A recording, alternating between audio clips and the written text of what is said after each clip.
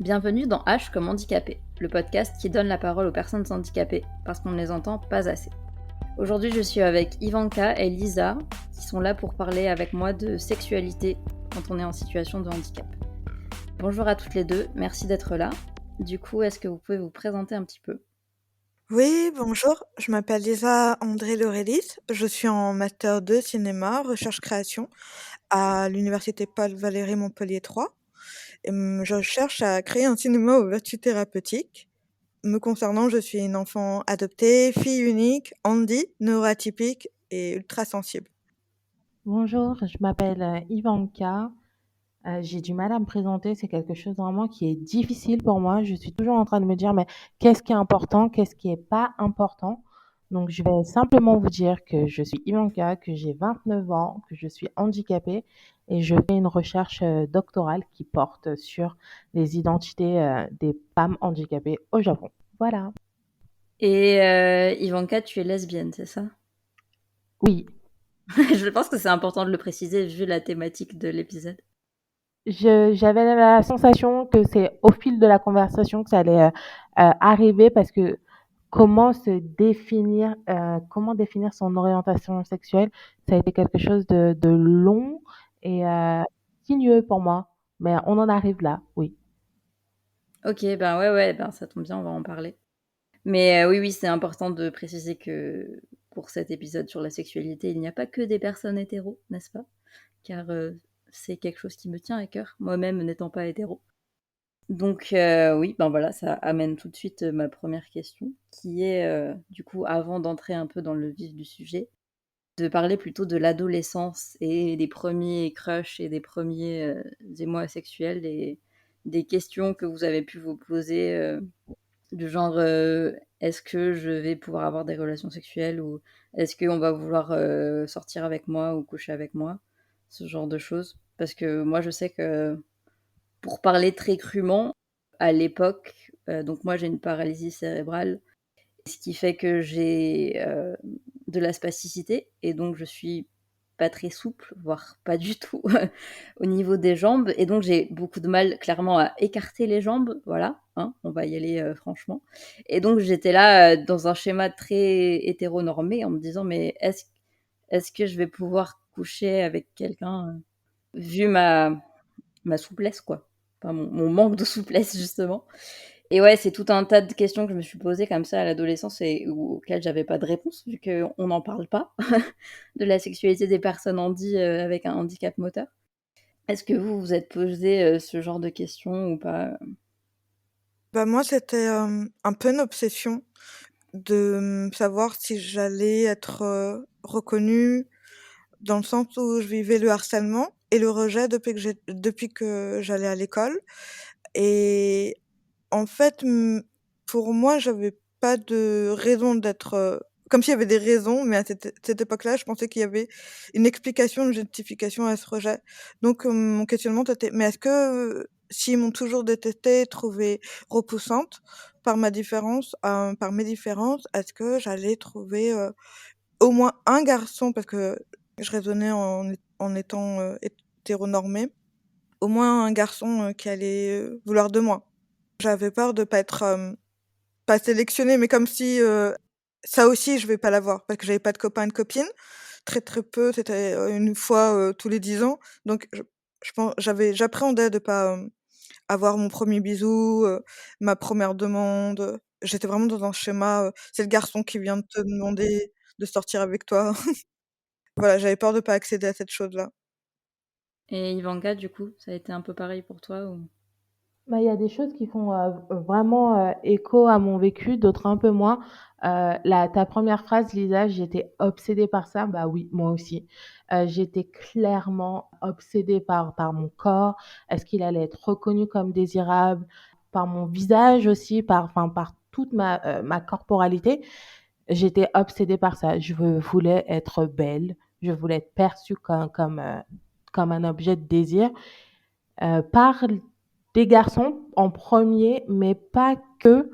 Je pense que je me suis toujours identifiée comme non hétérosexuelle, mais le passage à l'acte avec un garçon, c'était important pour moi. J'allais vraiment devenir, une femme à partir du moment où un homme m'aurait, sélectionnée, m'aurait reconnue comme désirable. Ça oui, je l'ai clairement eu. Après, j'ai pas été isolée dans mon adolescence, en tout cas, j'ai pas eu cette sensation, d'être seule du fait de mon handicap. Donc j'ai été très entourée. Après, je pense que j'ai une personnalité, assez proactive, donc j'allais chercher des amis si j'en avais pas tout de suite.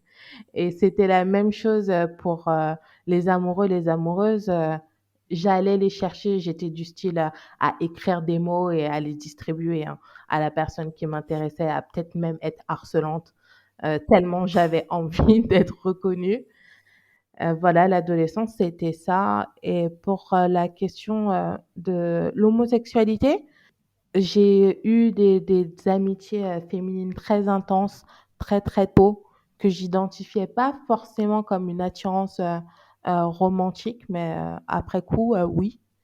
Mais pour ce qui est du désir sexuel, il était pas dirigé vers des personnes, enfin j'avais vraiment juste envie, moi, d'être désirable et je pense que c'était, sans intérêt pour X ou X personnes du tout. OK, c'est intéressant. Ouais, ouais, je pense que c'est important. Enfin, moi, je sais qu'il y a un truc, à l'adolescence. Moi, à l'inverse de toi, Ivanka, j'étais hyper introvertie, je parlais pas beaucoup, enfin, surtout au début, en fait.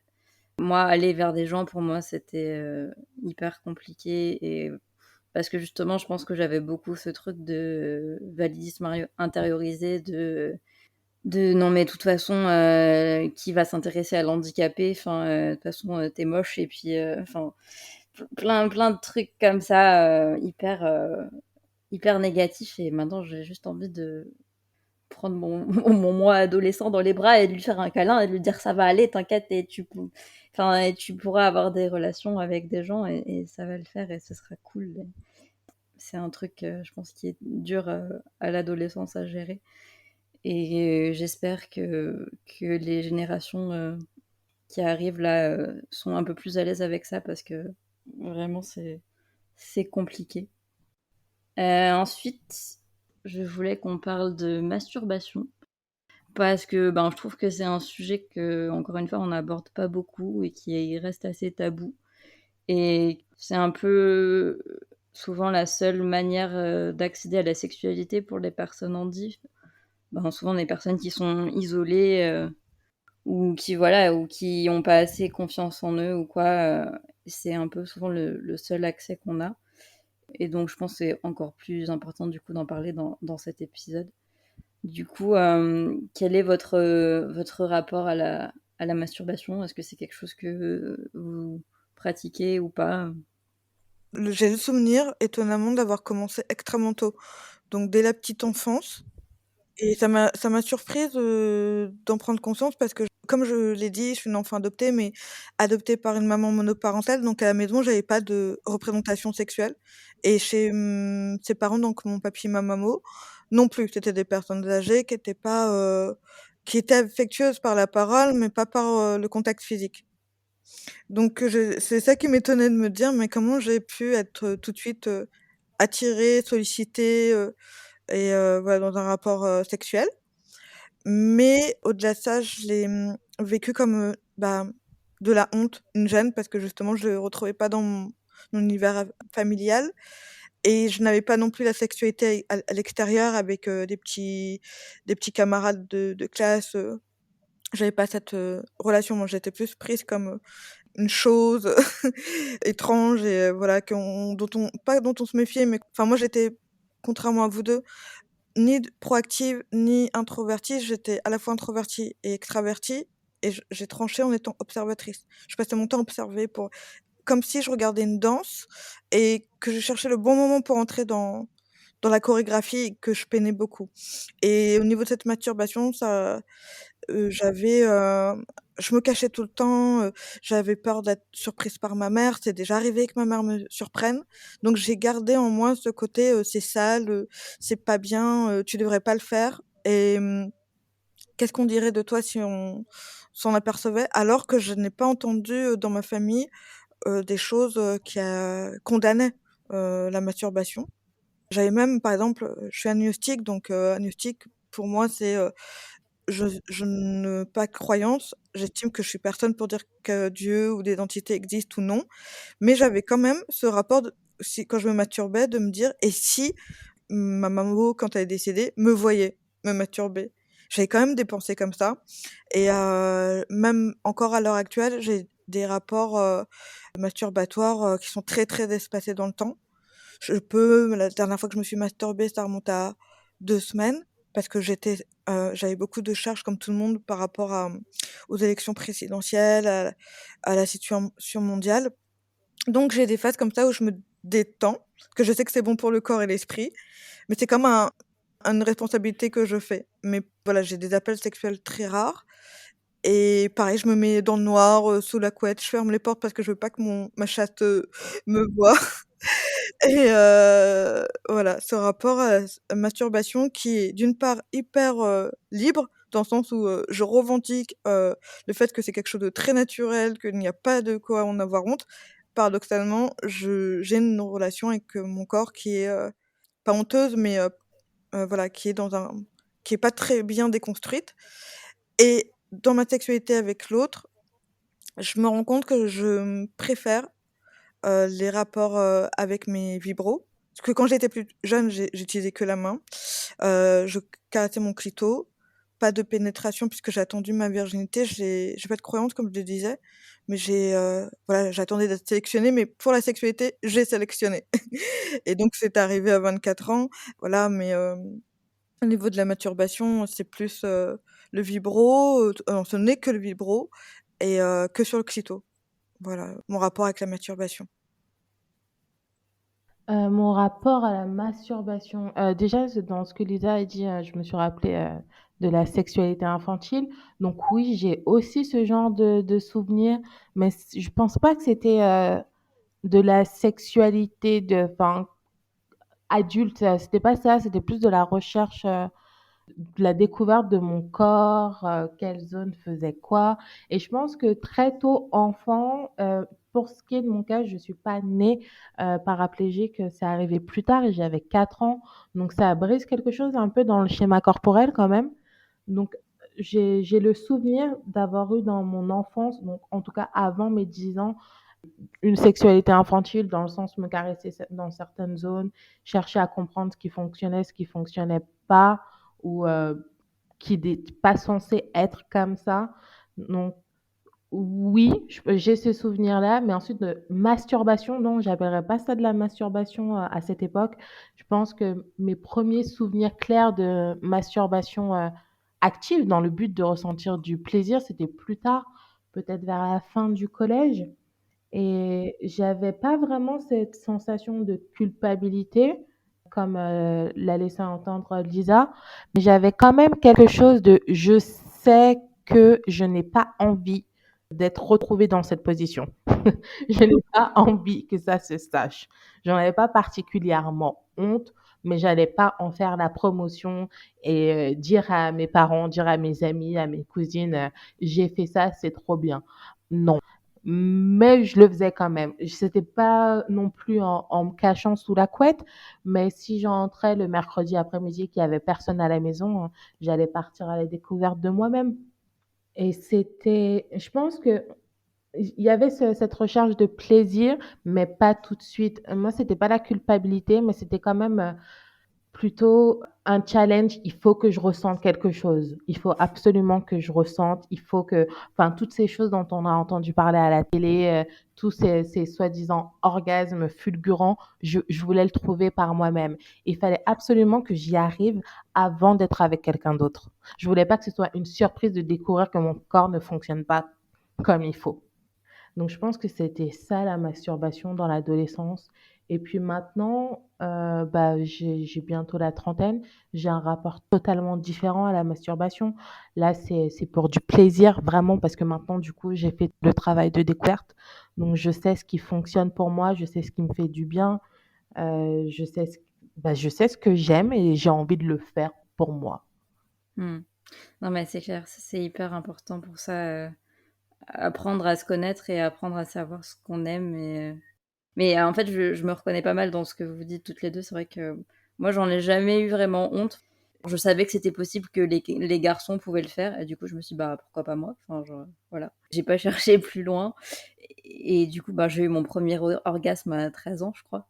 C'était trop bien, je m'en rappelle encore et vraiment, c'est vraiment important, comme tu disais, Lisa, pour se détendre, enfin, même quand tu as des douleurs de règles, tout ça, le stress et puis, ouais, apprendre à se connaître. Enfin, en fait, il y a que du positif sur la masturbation et en plus, les personnes qui ont un clitoris, je rappelle que le clitoris est le seul organe du corps humain qui est là pour donner du plaisir et c'est tout et c'est son seul but, dans la vie donc donc vraiment, pourquoi s'en priver? Voilà, vraiment les personnes qui ont un clitoris et je ne dis pas les femmes, bien entendu, juste les personnes, faites-vous plaisir, voilà, allez-y, je le dis. C'était ma petite ode à la masturbation.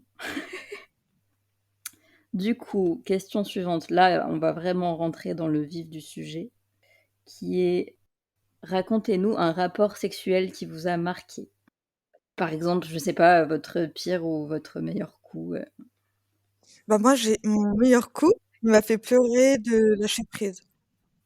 waouh, carrément. Ouais, à l'époque donc ça, c'est un de mes handicaps, je souffrais d'un TAG, donc un trouble anxieux généralisé et d'un TP, un trouble panique et je l'ai pas mentionné tout en haut dans ma description, mais je suis aussi, sourde.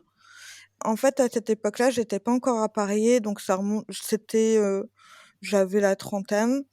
Voilà, donc je le rencontre, tout va très vite pour lui, il tombe, en une semaine ou 2 amoureux de moi, donc c'était, assez perturbant et en fait, au lit, ça se passait super bien. Donc quand il s'exprimait dans le quotidien, il avait beaucoup de problèmes, de gestion, on avait en commun le suicide, enfin la perte de notre frère, par suicide. Donc mais lui, moi je le vivais avec quelque chose d'adapté, d'accepter et lui pas du tout. Il était vraiment, bloqué et pour pas couler, il avait pris des drogues dures, il avait, voilà, il était parti très, très loin et là, en fait, il s'était tout interdit parce qu'il savait que la prochaine fois, il sombrerait donc moi, il supportait pas si je fumais. À l'époque, je fumais des clopes et je buvais de l'alcool pour gérer, c'est pas une bonne chose, mais pour calmer mes troubles anxieux.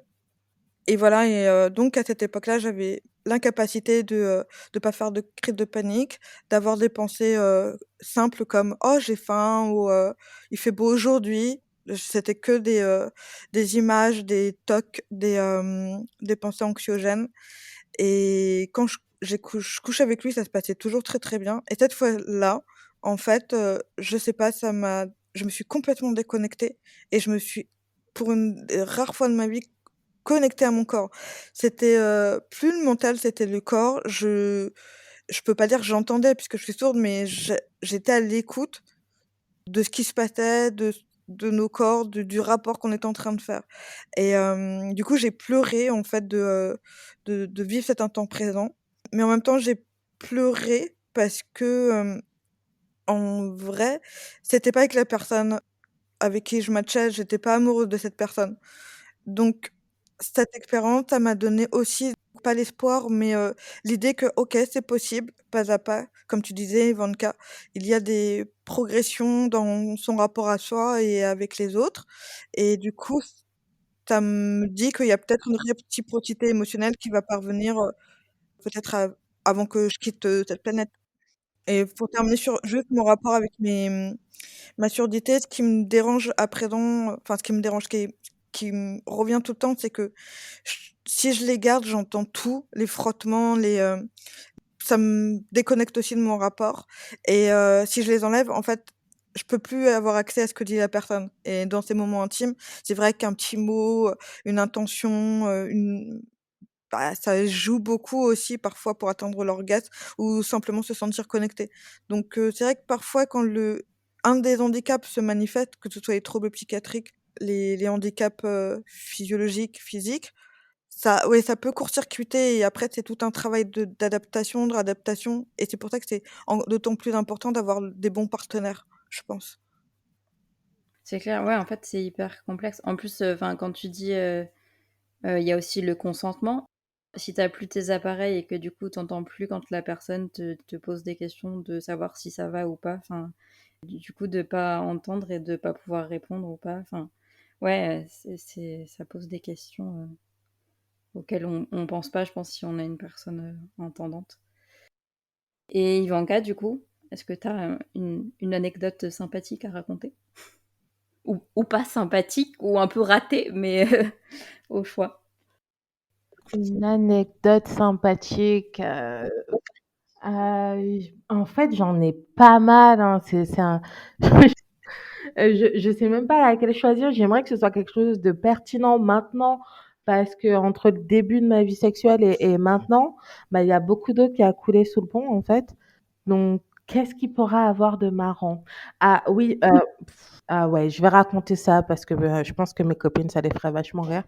Je suis partie en vacances avec des amis à Okinawa, donc dans les îles du sud du Japon, il y a pas mal d'années, enfin pas tant que ça, peut-être en 2014, je crois. C'était mon premier voyage au Japon. J'ai passé une partie des vacances seule et l'autre entre copines. On a fait plein de villes différentes, c'était top. Et on a été du coup dans une auberge de jeunesse à Naha. Du coup, c'est la grande ville à Okinawa. Et à Okinawa, il y a beaucoup de soldats américains, il y a beaucoup de bases militaires. Et donc, j'ai vécu ce truc qui fait un petit peu série télévisée, du coup, de se rencontrer à l'auberge de jeunesse, d'aller boire un verre ensemble. On a été en boîte et en fait, on s'est retrouvés dans le hall. C'était pas vraiment le hall, c'était pas le hall. C'est plutôt le salon de l'auberge de jeunesse. Et bah, c'est là où j'ai une relation sexuelle avec un soldat américain. Et c'était pas top, hein. C'était pas top. J'ai eu plein d'expériences. En fait, je trouve que c'est assez représentatif de ma personne, de choses faites pas vraiment pour le plaisir, mais parce que je peux le faire. Regardez, je peux le faire. Je suis pas du tout dans les stéréotypes de beauté, je pense, ni dans les critères physiques qui sont glorifiés par notre société. Mais regardez, j'ai un coup d'un soir avec un mec qui rentre dans les standards de beauté, qui est soldat et dans des îles paradisiaques du sud du Japon. Donc voilà pour mon anecdote. Ah bah elle n'est pas terminée parce que quelques temps plus tard, ce jeune homme m'a envoyé un message pour me demander est-ce qu'on a couché ensemble en fait parce qu'il s'en souvenait pas vraiment et que si c'était le cas, il était désolé. Voilà. Donc c'est la chute de cette histoire. Ah ouais, ça avait bien commencé, mais au final, c'est bof. C'était plutôt bof. Donc il s'en souvenait pas clairement apparemment. Moi je m'en souvenais, j'en garde pas un super bon souvenir, enfin c'était pas un mauvais souvenir. C'est plutôt c'était pas le meilleur coup, de ma vie du tout, mais je l'ai fait. Ah, j'avoue. C'est toujours bien d'avoir des anecdotes comme ça à raconter. Euh. Moi, j'ai envie quand même de parler de mon meilleur coup. Je pense que je suis un peu entre vous deux, c'est-à-dire que j'ai pas 15 tonnes d'expérience, mais j'en ai quand même quelques-unes. Notamment une où c'était la première fois que je couchais avec une fille. Enfin, la première et seule fois d'ailleurs, parce que ça m'est pas réarrivé depuis. Et c'était avec une connaissance, ouais, que je connaissais, mais pas plus que ça, quoi, vraiment. Et que j'avais toujours trouvé hyper belle, mais je m'étais jamais dit, ouais, il va se passer un truc et tout. Et puis, ben, finalement, un soir, on a fait un after chez elle. Et au début, il y avait un groupe de mecs avec nous. Et puis, au bout d'un moment, les mecs commencent à dire, bon, les filles, on va vous laisser. Et je pense que c'était parce que, en fait, on n'arrêtait pas de se faire des sous-entendus, elle et moi. Et du coup, ils ont compris qu'ils étaient un peu de trop. Et ils sont partis. Et voilà. Et c'était trop bien. Et au début, j'étais un peu perdue parce qu'elle a commencé à me faire un câlin. Et du coup, moi, j'étais là, bon, bah, ok, on se fait un câlin. Puis après, elle m'a embrassée. J'étais là, ah, bon, d'accord, en fait, c'est ça. Ok, bon, bah, allons-y. Et c'était assez cool parce qu'en fait, elle a tout fait. Et moi, j'avais rien à faire. En fait, elle s'est genre assise sur moi. Moi, j'étais assise sur le canapé et puis elle s'est assise sur moi à califourchon. Et vraiment, elle a tout fait. Et c'était assez cool. Même très cool. Et c'était genre le soir de mon 23e anniversaire. Et donc, le lendemain matin, je me suis réveillée dans son lit. Et c'était encore une période où j'étais encore très en déni par rapport à ma bisexualité et où j'étais à me dire non, mais de toute façon, enfin, tu rien fait avec une fille, donc tu peux pas être vraiment bi et tout. Et donc là, je me suis réveillée dans son lit en me disant bon bah là c'est bon là, tu peux pas continuer à être dans le déni, genre c'est sûr t'es vraiment bi. Donc ouais, c'était une expérience assez marquante pour moi. Ivanka, tu voulais dire un truc? Oui, j'avais envie de rebondir un petit peu sur ce que tu viens de dire, en fait, c'est quand tu as dit: «Elle a tout fait». Bah, en fait, moi, c'était ça qui me gênait beaucoup avec, les filles, même dans mes rapports, sexuels avec les femmes, c'était ça. C'était que j'avais l'impression qu'en sortant de cette, binarité homme-femme, l'homme fait, la femme reçoit, ah ben, que je devais être plus active et du coup, je me sentais toujours pas à la hauteur, sexuellement avec, des femmes et j'ai dû chercher beaucoup, beaucoup ma manière, mon style, comment être à l'aise sans avoir, l'impression de tout recevoir et de rien donner, d'être dans un truc de partage et en même temps, je devais vachement réfléchir à qu'est-ce que je suis en train de performer en fait, là? Mon corps ne peut pas faire certaines choses, point. Donc qu'est-ce que j'essaye de prouver? Alors que, dans ma jeunesse où je pratiquais une sexualité, assez hétérosexuelle, j'avais pas cette pression avec les hommes puisque je crois que j'étais pas en train de c'est triste à dire quand j'y pense, mais j'étais pas en train de prendre du plaisir, j'étais en train de juste en donner, point et c'est plutôt facile dans ce sens-là. C'est hyper triste, c'est hyper triste. C'est fou comme, quand tu une meuf ou enfin, quand tu perçue comme une meuf ou quand tu grandi et été éduquée comme une meuf, c'est toujours en rapport avec le regard masculin et les hommes et qu'est-ce qu'ils attendent et qu'est-ce que machin. C'est dommage, vraiment. Moi, je veux bien rebondir sur ce que vous venez de dire. En fait, c'est la prise de conscience que mes rapports sexuels hétéros sont toujours en fait, je sais pas si j'ai été très claire, mais je suis pas très fan des rapports, sexuels hétéros. Je suis plus à l'aise quand c'est moi qui me donne mon propre plaisir, parce que c'est quand je veux, j'arrête, quand je veux et j'y vais quand je veux et j'ai rien à donner. Je suis très, comme je fatigue très vite, dès que j'en ai marre, j'arrête et je n'aurai aucune pression. Vous voyez? Et avec les rapports, hétéros, ouais, j'ai toujours eu la sensation de jouer un rôle de la fille, qui est enfin de la personne qui est dans le rapport. Sinon, je le vivrais comme un viol ou comme, du mensonge pour l'autre. Alors que je suis avec des personnes qui m'apprécient, que j'apprécie, même enfin j'en ai pas eu beaucoup, j'ai eu un petit ami, celui avec qui j'ai partagé ma virginité.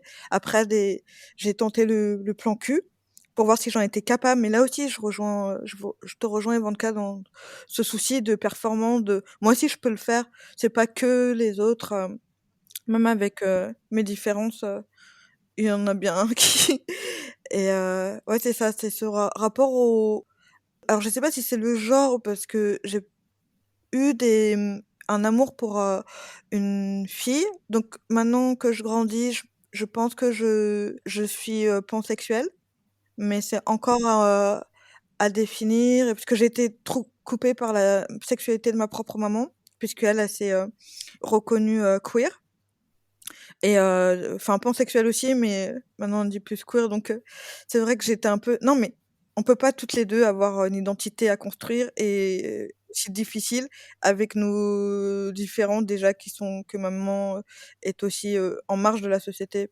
heu pas par rapport à des handicaps, mais par rapport à des façons de percevoir le monde, adopter un enfant toute seule, être féministe des années 70, voilà et ouais, c'est ça, ce rapport toujours, j'ai un papier, on me dit que ça, c'est la norme et je coche pas grand-chose, donc je simule, je me suradapte et c'est vrai que depuis que, la dernière fois j'ai couché, c'était cet été avec un copain de longue date, un ami et c'était chouette, mais c'était chouette parce que c'était court, vous voyez? Ouais, parce que t'avais pas trop à penser C'est ça. C'est plus pour voir, en fait, c'est aussi pour, voir comment je suis au niveau psychiatrique, est-ce que ça va? Est-ce que mon rapport aussi avec mes autres handicaps, comment c'est où j'en suis? et aussi parce que ça manque les bras de quelqu'un. Donc il y a ce côté-là, cette vie affective. Mmh, c'est clair. Oui, aussi, et il faut dire aussi que enfin, moi, c'est un truc que j'aimerais rappeler parce que c'est important de le dire aussi, que c'est ok de pas vouloir faire de sexe aussi. Il y a plein de raisons pour lesquelles tu veux pas forcément avoir des rapports sexuels. Par exemple, je sais pas, quand t'es en dépression, ben t'as pas de libido, ou alors tu prends des antidépresseurs et ça nique ta libido, enfin, pour tout un tas de raisons. Et puis il y a aussi des personnes asexuelles. À la base, je voulais d'ailleurs faire un épisode avec 3 invités et avec une personne asexuelle, mais je me suis dit non, ça sera beaucoup trop long et beaucoup trop de travail. Du coup, je ne l'ai pas fait, mais en tout cas, s'il y a des personnes asexuelles qui veulent témoigner là-dessus, comme d'habitude, mon Instagram et mon adresse mail sont ouvertes, c'est-à-dire hcommandipodcast@gmail.com et hcommandipodcast sur Instagram. Parce que je trouve que c'est important d'en parler aussi, parce que souvent, ben, les personnes handicapées, comme on en parle souvent dans ce podcast, sont désexualisées. Et donc, je sais pas, mais je pense que quand t'es handi et qu'en plus t'es asexuel, les gens sont là, bah ouais, t'es asexuel parce que t'es handicapé. Enfin, et alors que non, enfin, la sexualité c'est quelque chose à part entière et c'est pas en lien avec le handicap. En tout cas, c'est les retours que j'ai eus quand j'ai échangé avec quelques personnes là-dessus. Mais voilà, du coup, s'il y a des personnes concernées qui veulent parler de ça, envoyez-moi des mails, envoyez-moi des messages sans problème. Voilà. Est-ce que j'avais quelque chose d'autre à dire sur le sujet? Oui, par rapport à ce que vous disiez tout à l'heure sur les rapports avec les hommes et tout. Moi, à l'inverse, ce que tu disais, Ivanka, par rapport à tes relations avec des femmes et machin. Moi, c'est vrai que bah, la seule fois où j'ai couché avec cette fille-là, ben, j'avais pas du tout. Enfin, j'étais dans un rapport beaucoup plus d'égal à égal. Enfin, et il y avait beaucoup moins de pression en mode oui, je dois faire ci, ça, ça. Et j'ai trouvé ça assez reposant.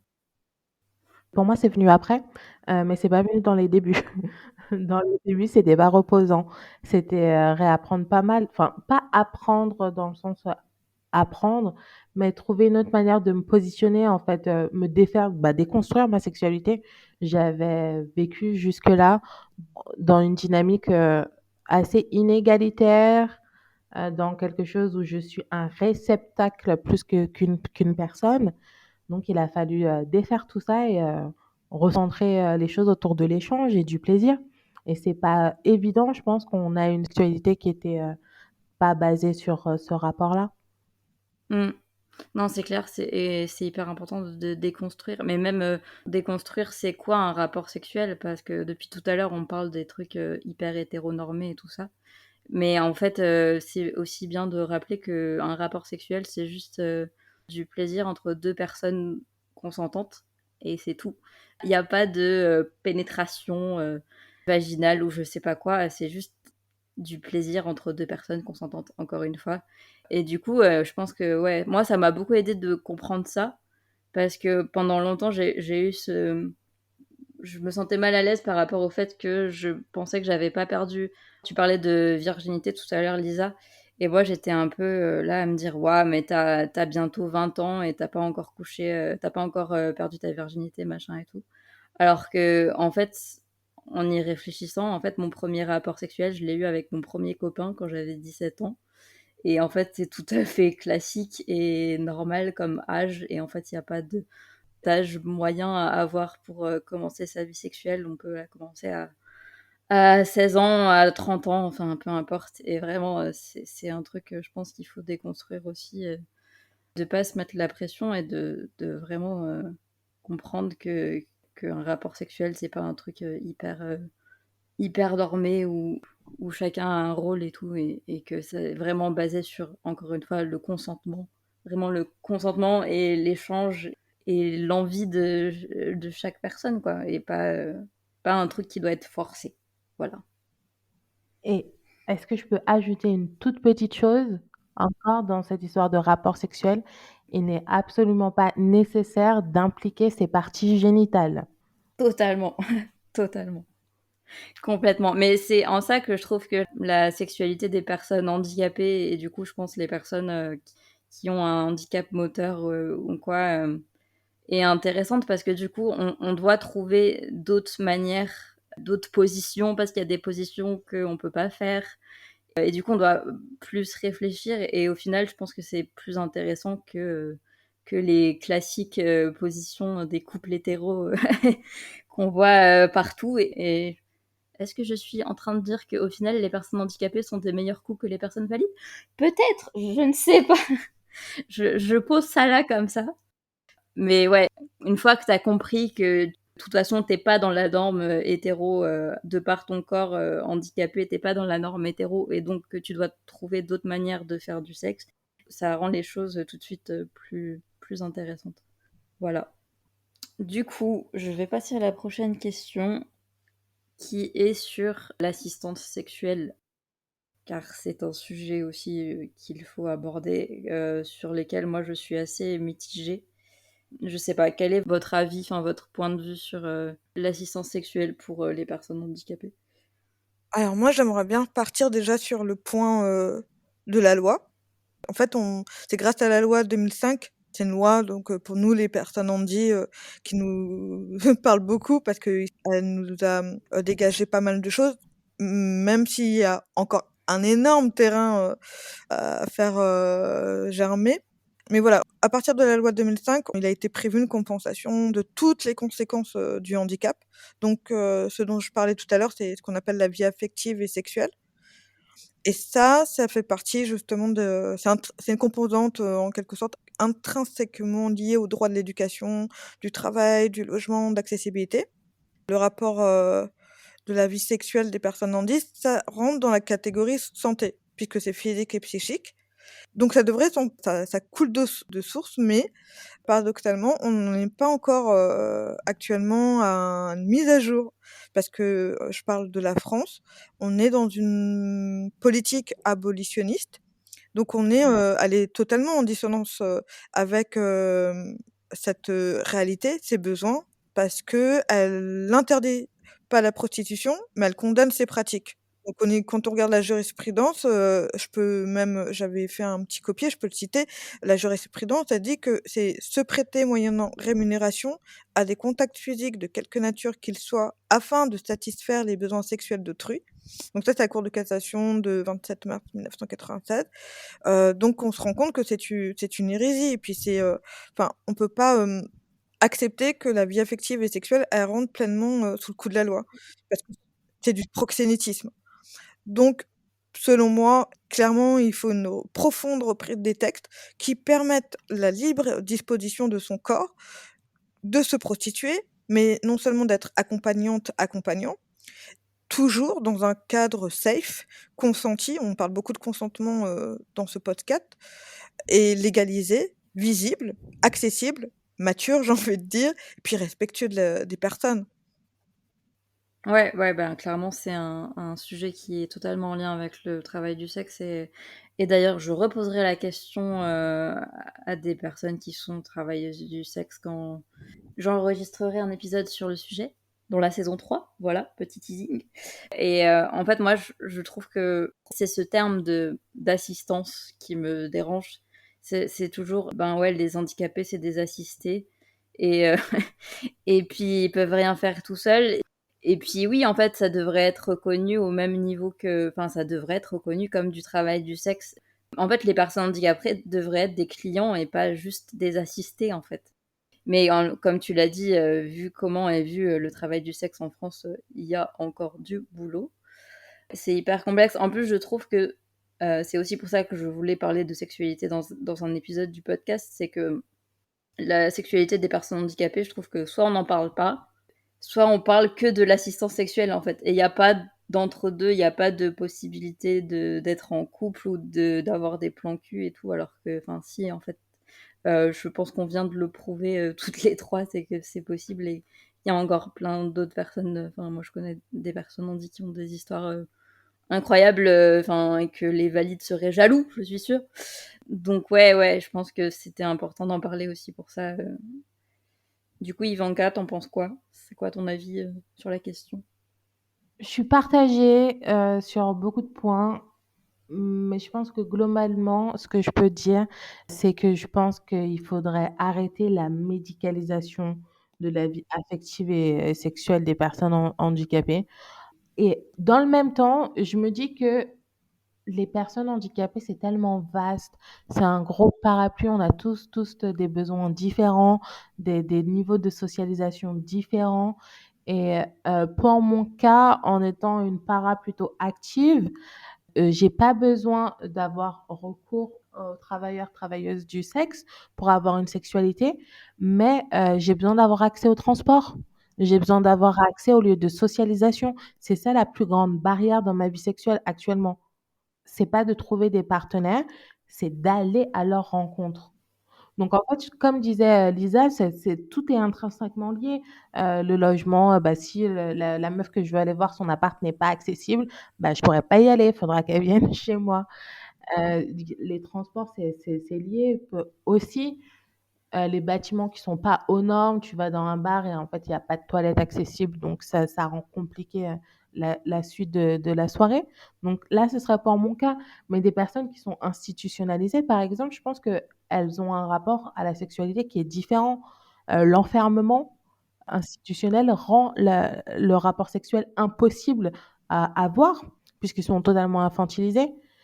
Donc c'est des cas de figure qui sont totalement différents. Donc moi, dans mon cas personnel, j'ai envie de dire que c'est pas utile, de d'avoir, de l'assistance sexuelle, mais en fait, c'est pas utile pour moi. D'autres personnes en auront besoin.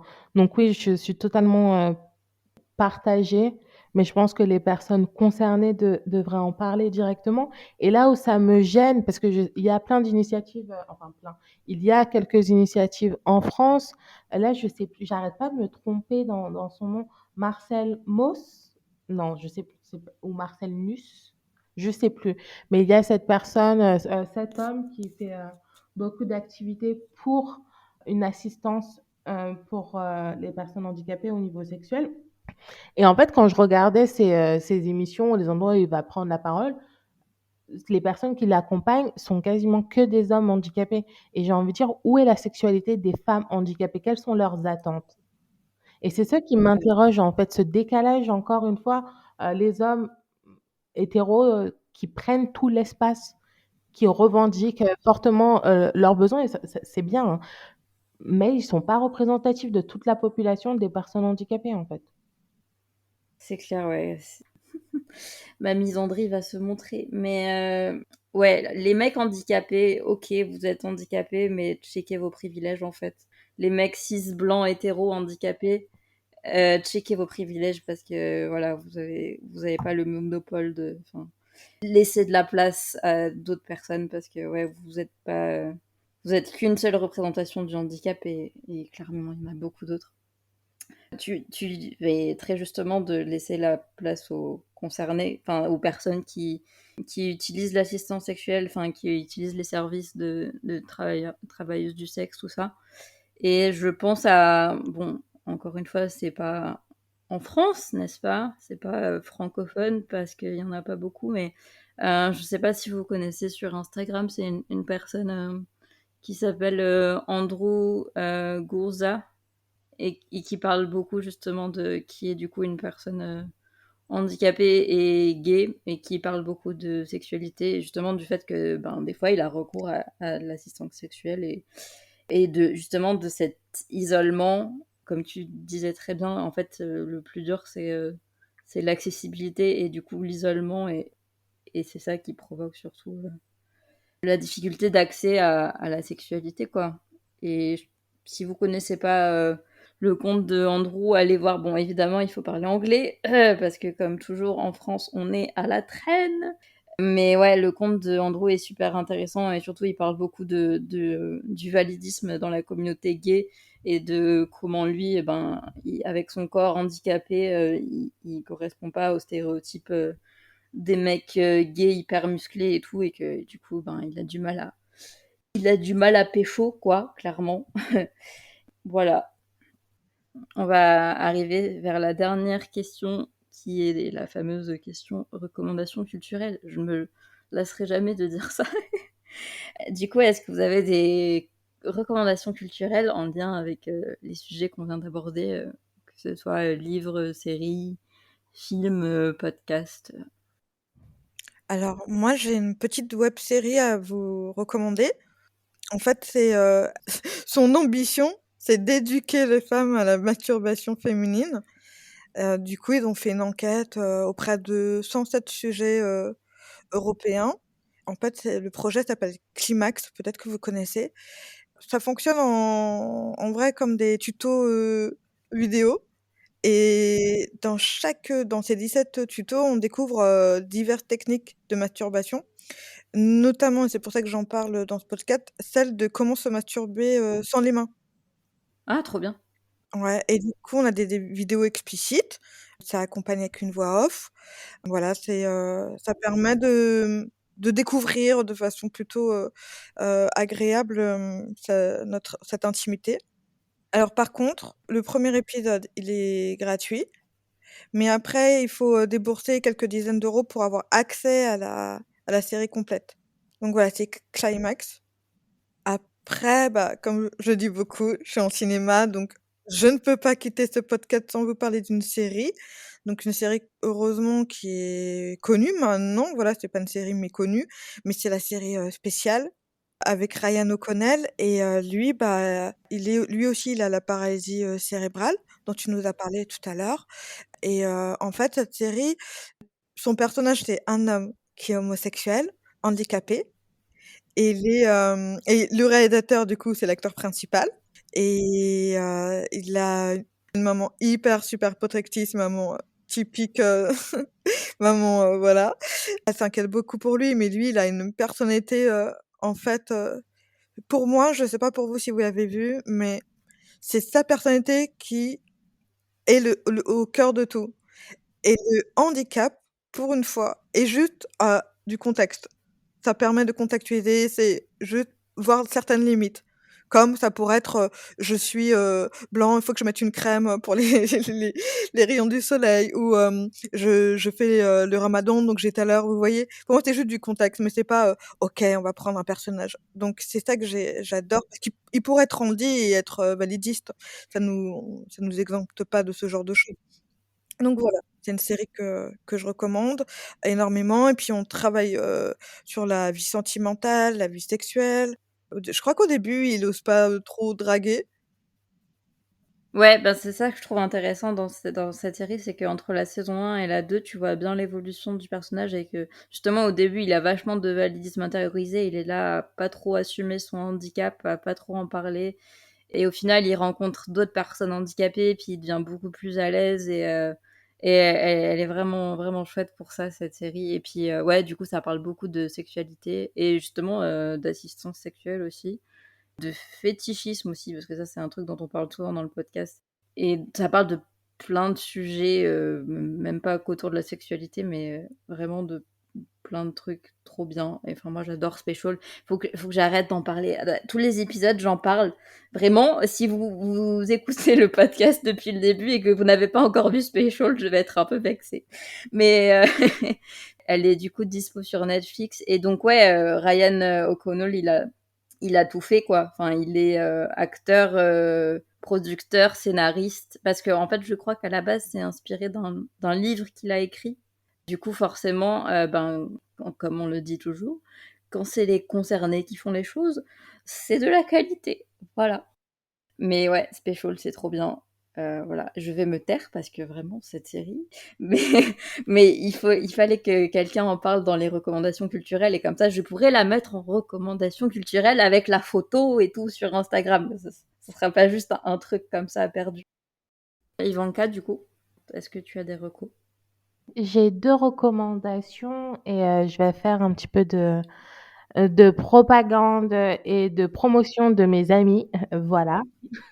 Donc des choses qu'on peut trouver assez facilement. Donc un film Netflix. Ah oui, oui, parce que du coup, pardon, mais je trouve ça incroyable quand même. Bon, tu vas mieux l'expliquer que moi, mais en fait, juste pour dire, le monde est très petit. Mais vas-y. Je te laisse présenter le film et après je raconterai. Donc, le monde est très petit, le monde queer est minuscule, le monde handi est encore plus petit. Donc, comme je disais dans ma présentation, je suis doctorante en études japonaises et je vais beaucoup au Japon du coup. Et j'ai une amie qui a une amie qui se trouve être actrice. Et donc, c'est comme ça que je suis devenue amie avec Mei Kayama, qui est le personnage principal du film 37 Seconds. Donc, c'est un film où elle joue le personnage de Yuma, qui est paralysée cérébrale, et Mei l'est aussi. Donc, c'est un film où le personnage principal est une femme handi, une jeune femme handi. C'est une personne concernée qui joue ce rôle, donc c'est génial. Et là, en plus, petit synopsis rapide, elle part en quête à la recherche d'elle-même et de sa sexualité. Donc, elle est en train de découvrir son corps, découvrir comment relationner. Et tout ça un peu sous le joug de la figure maternelle qui est là un petit peu en panique. Ma fille est une adulte, ce n'est pas un bébé. Donc c'est assez intéressant. Après, mon avis reste mitigé sur la fin. Donc il y a 30 minutes que j'aurais enlevé parce qu'on commence à dérailler et ne plus s'intéresser au personnage principal. Mais voilà, si vous avez envie de voir, une femme handicapée à l'écran, qui joue le rôle d'une femme handicapée qui découvre le sexe, ben 37 secondes, 37 seconds ou Sanju Nanabyo, pour les japonisants avec Mei Kayama. C'était ma première recommandation, donc j'ai beaucoup aimé ce film et je l'ai recommandé à beaucoup de gens. Et du coup, c'est un des tout premiers films que j'ai recommandé dans le podcast. Si des gens sont là depuis le début, peut-être que ça leur dira quelque chose puisque j'en avais parlé dans le tout premier épisode avec Marina, qui du coup est sorti en mars de l'année dernière, pour le 8 mars de l'année dernière. Et là où du coup j'en avais parlé plus par rapport à son identité de femme et comment elle prenait son indépendance, et pas forcément autour de la sexualité, mais du coup, ouais, là, ça peut totalement être mis en lien avec cet épisode. Et donc, je le remettrai dans les recommandations culturelles parce que vraiment, il est chouette. Et comme tu dis, c'est une personne concernée et tout. Et c'est marrant parce que je me rends compte qu'on parle beaucoup de personnes avec des paralysies cérébrales. Bon, déjà, il y a moi.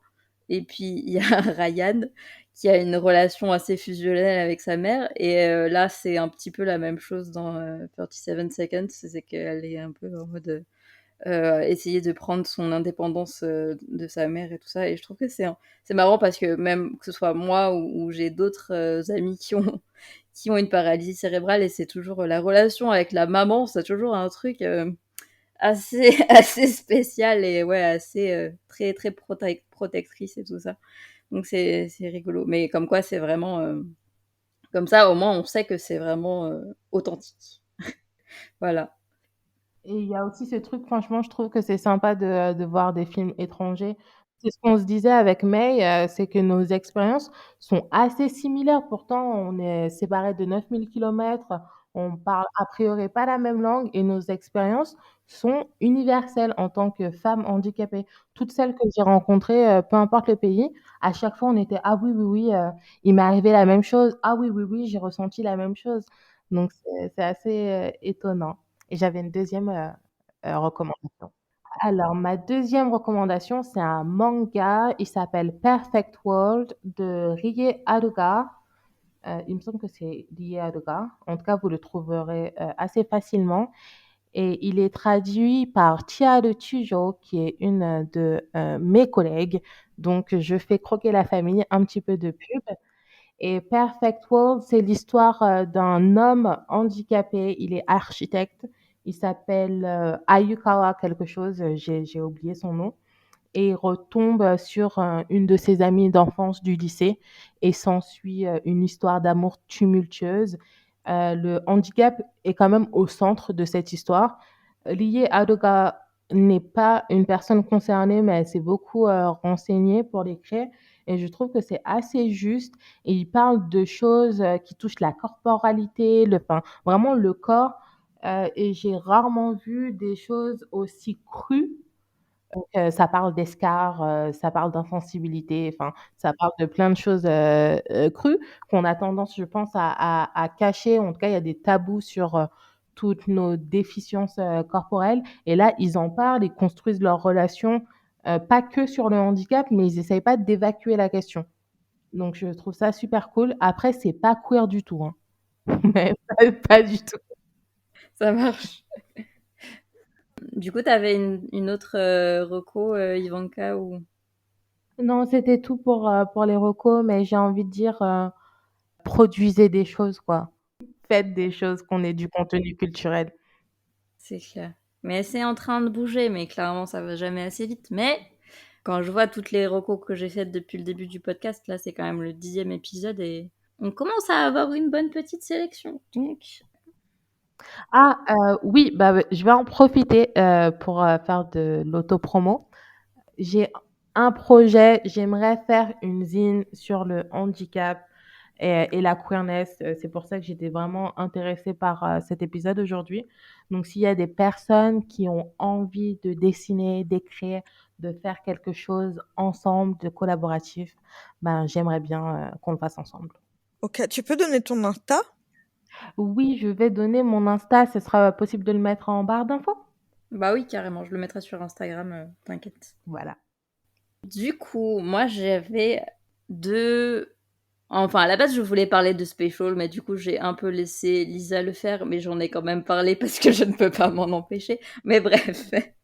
Et j'en avais une autre qui est assez récente, donc une deuxième série qui est assez récente et qui a fait pas mal de bruit dans la communauté handi et qui met un peu tout le monde d'accord dans la communauté handi parce que vraiment cette série est assez géniale, même waouh, enfin quand je l'ai vue, c'est une pépite vraiment, ça fait du bien. Ça s'appelle 1m20 et c'est une série Arte. C'est une série argentine qui, du coup, a pour personnage principal une adolescente handicapée en fauteuil roulant qui, pareil, veut découvrir sa sexualité et même juste sa vie sociale. Enfin, ça parle de plein de sujets. Ça parle de grossesse, ça parle de féminisme. Enfin, c'est aussi très queer. Il monte une espèce de petite rébellion dans le lycée et tout. Enfin, et ça parle aussi du coup d'accessibilité et du manque d'accessibilité dans les lycées, tout ça. Enfin, ça parle de plein de sujets. Et l'actrice principale est géniale. Enfin, pareil, moi je me suis vachement reconnue dans son personnage et dans les histoires. Et ça fait, comme d'habitude, à chaque fois je le dis, mais ça fait trop du bien de se reconnaître là-dedans. Et vraiment 1m20. En plus, c'est vraiment, vous avez zéro excuse parce que c'est dispo sur YouTube. Donc, vous avez juste à taper 1m20 série. C'est des épisodes qui font 15-20 minutes maximum. Je sais pas, il y a peut-être 6 ou 8 épisodes, je sais plus. Et c'est, enfin voilà, c'est très court. D'ailleurs, c'est trop court. Genre, pourquoi oui, on en veut plus, s'il vous plaît. Mais vraiment, c'est une série que je recommande à tout le monde. Elle est vraiment bien. Et ouais, il y a aussi un côté... parce que du coup, le personnage est aussi une artiste. Enfin, elle dessine beaucoup. Et il y a un côté très artistique. Il y a un côté en image d'animation et tout. Et c'est vraiment, vraiment top. Voilà. Donc 1m20 sur Arte. Et je voulais faire deux petites mentions spéciales de deux scènes de sexe qui impliquent des personnes handicapées dans des séries récemment qui m'ont marqué. D'abord la série Sex Education sur Netflix, que je pense beaucoup de personnes connaissent parce que enfin, cette série fait beaucoup de bruit. Je suis assez mitigée sur cette série, mais je voulais surtout parler d'une scène entre Isaac, du coup, qui est un mec handicapé en fauteuil, et Maeve, un des personnages principaux. Et j'ai un peu du mal avec le personnage de Isaac, mais j'ai trouvé que cette scène était vraiment belle parce que justement ça montre qu'il n'y a pas besoin de, comme on le disait tout à l'heure, il n'y a pas besoin d'impliquer de parties génitales pour avoir un rapport sexuel. Et aussi, ça parle aussi beaucoup de consentement. C'est vraiment une scène sur le consentement et sur voilà, le sexe avec des personnes handicapées. Donc, c'est vraiment... Tout n'est pas à prendre dans cette série. Il y a quelques trucs que je trouve moyens, mais pour le coup, cette scène était vraiment réussie et c'est chouette, je trouve parce que voilà, c'est une série qui est quand même hyper regardée et hyper connue, et donc c'est important d'avoir ce genre de représentation. Et un peu dans la même idée, il y a le personnage de... Ah, je me rappelle jamais de son nom. Mirabel, je crois, dans The L Word. The L Word Generation Q, parce que c'est le remake là, récent. Avec du coup le personnage de Mirabel et le personnage de Mika, qui est un homme trans racisé aussi. Et donc cette scène de sexe avec elle, qui est du coup une femme en fauteuil, qui est jouée par Gillian Mercado, qui est un de mes crushs absolus. Et ouais, cette scène-là était vraiment bien faite. Et pareil, quand je l'ai vue, ça m'a mis en joie parce que, ouais, en fait, on sent qu'ils l'ont consultée et qu'elle a eu son mot à dire sur le truc. Que vraiment, c'était réaliste et c'était bien fait. Et c'était pareil, fait dans le respect, le consentement. Est-ce que je peux faire ci, ça, mais tout en étant sexy. Enfin, il y avait tout. Mais c'était juste trop bien.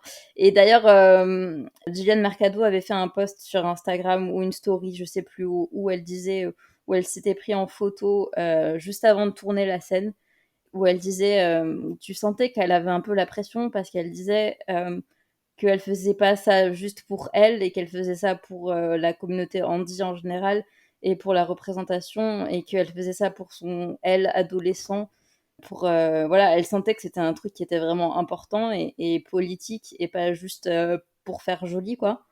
Et ça m'avait beaucoup touché aussi par rapport à ça. Donc voilà, VL World pareil, VL World Generation Q c'est chiant. Mais alors C'est très problématique. mais oui, en plus je trouve ça chiant. Mais bon, c'est un autre sujet. Mais vraiment le personnage de Mirabel, il est trop bien. En plus elle est hyper badass, elle est avocate, enfin elle est trop belle, voilà. Ouais, moi, je suis pas du tout objective avec Gillian Mercado, mais enfin, voilà. Du coup, c'était ma dernière petite recommandation. Et voilà, je pense qu'on est pas mal. Est-ce que vous avez quelque chose encore à rajouter ou pas? Non, ça va. J'ai tout dit. Ok, ça marche. Du coup, merci à toutes les deux d'avoir participé. Comme d'habitude, merci aux personnes qui nous écoutent, qui partagent le podcast. Je le redis parce que vraiment c'est top.